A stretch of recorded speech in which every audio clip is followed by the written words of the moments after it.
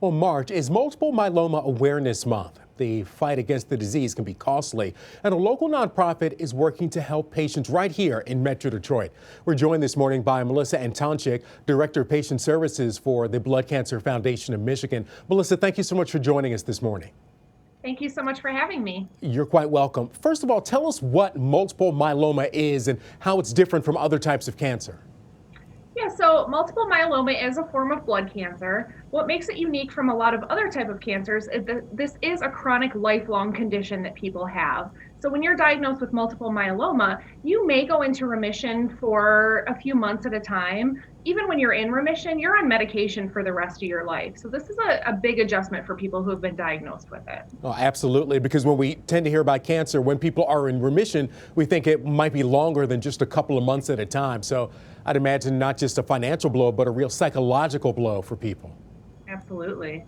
All right, well, tell us a little more about what your organization is doing, the Blood Cancer Foundation of Michigan.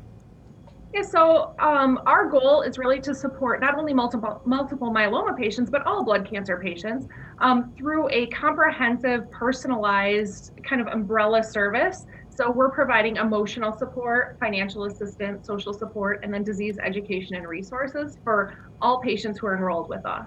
For multiple myeloma patients, that's especially important because, as we mentioned, if they're on medication for the rest of their life, that can be incredibly expensive for them. And so we are able to offer, for example, a prescription reimbursement program that they're eligible to help with those expenses that come along. All right, and obviously that would be really crucial at a time when people are having a financial difficulty anyway.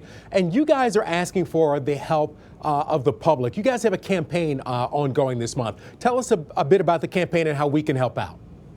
Yeah, so our campaign is really to kind of focus on awareness for multiple myeloma and the issues that arise when someone's diagnosed with it. So if individuals are helping, we're asking them to go to our website. They can get more information about how they can assist us.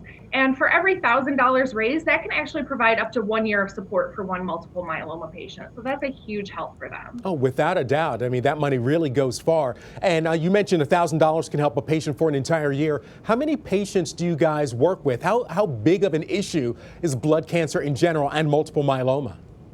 Yeah, so right now we have about 2,600 patients that we're supporting, and about half of those we're providing really active, in-depth support for.